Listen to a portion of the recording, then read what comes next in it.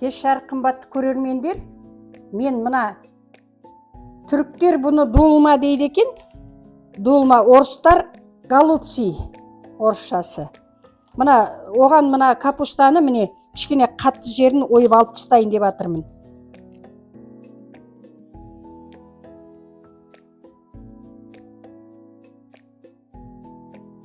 Енді бұны апарып дайын қайнап тұрған суға салып бірер минут қана қайнатамыз.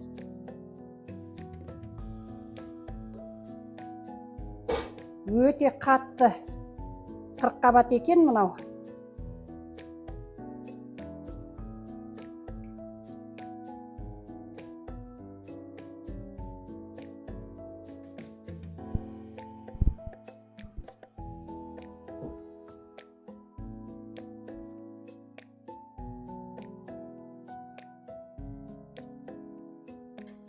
Жыртып алмайын деп тырысып жатырмын. Жыртылмағаны жақсы ғой әрине. Пиязды тураймыз міне блендермен. Өйткені блендермен тураса, қолмен турағандай ең төменгі скоростьпен турау керек.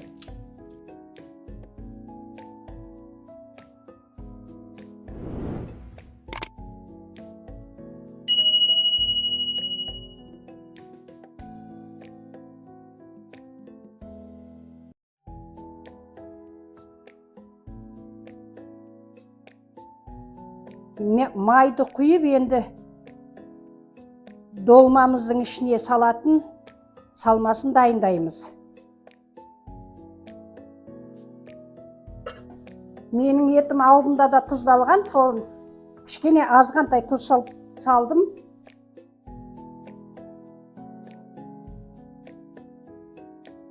Енді чай қасықпенен толы бір қасық шекер саламыз.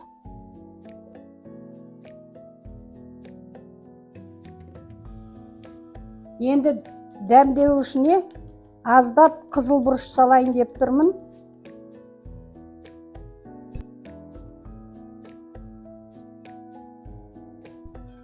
Шамамен бір 4 минуттай қуырып, онан соң пиязын қуырамыз. Ендігі кезекте пиязын салып қуырайын. Үлкен ас қасықпен 1,5 қасық томат пастасын саламын.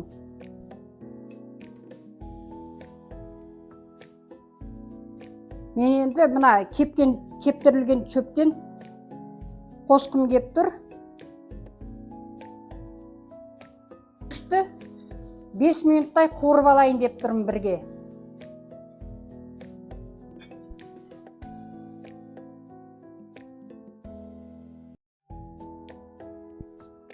Күріштің үлкен ірі күріш емес, мынандай кішкене майдалау күріш ыңғайлы болады піскеніне.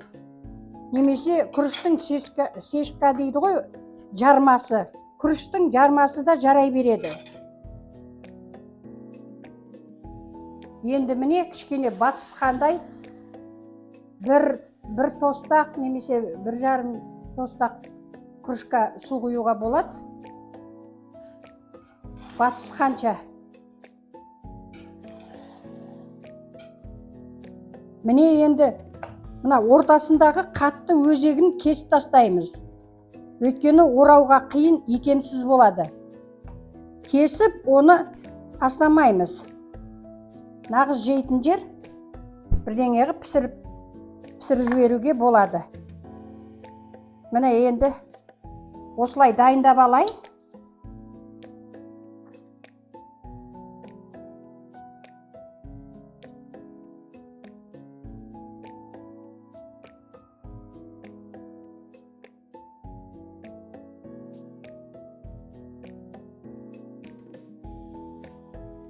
Долманы түйуді бастайын. Бисмилля деп ішіндегі салмасын салып, мына менде ірі күріш. Сондықтан өте қасықты көп толтырмай салу керек болып тұр.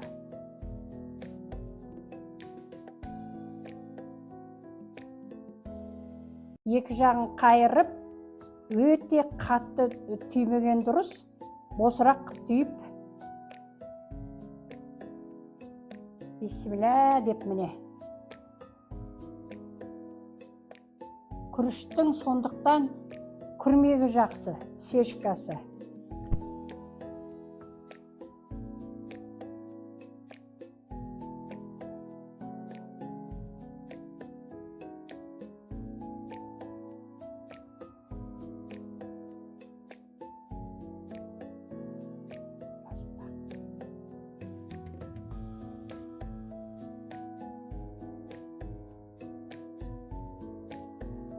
Күріш піскен кезде кішкене ісініп үлкейеді ғой.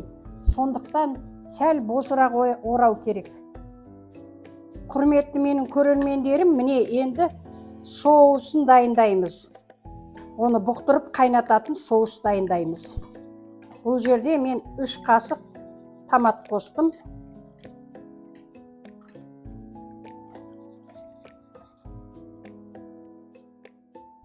Енді мына өзімнің дайындаған немнен де приправа деп қоямыз ғой, немесе тұздық. Одан 1 қасық қостым.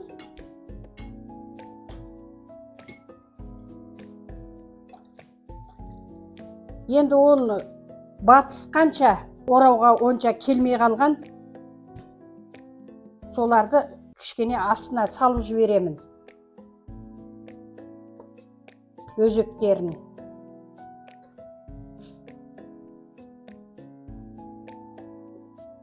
Ол нағыз дәруменді жерлер, оны тастауға болмайды.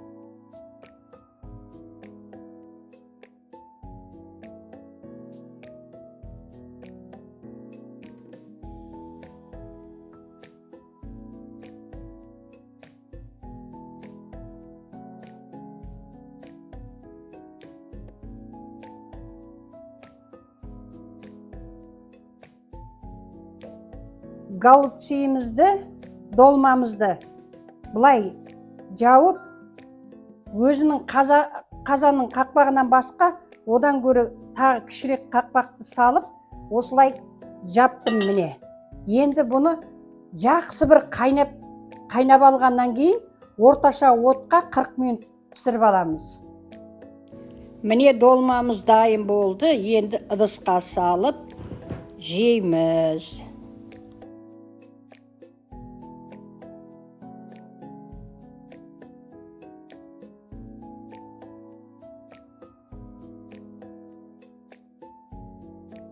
Міне қымбатты көрермендер, менің түріктің долма, орысша голубцы тағамы дайын болды. Міне, қазір жеп көрсетейін. Бисмилля.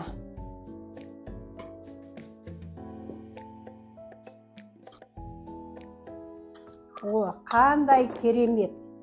Өте дәмді. Жұмысақ, сондай адамға тәбет оятатындай тағам болыпты. Міне, егерде менің долмам ұнаса, сіздер де осылай жасап, маған пікірлеріңізді айтып, лайк басып, тіркеліп, қайсыларыңыздың пікірлеріңіз мен үшін өте маңызды. Келесі видеомда кездескенше аман сау болыңыздар.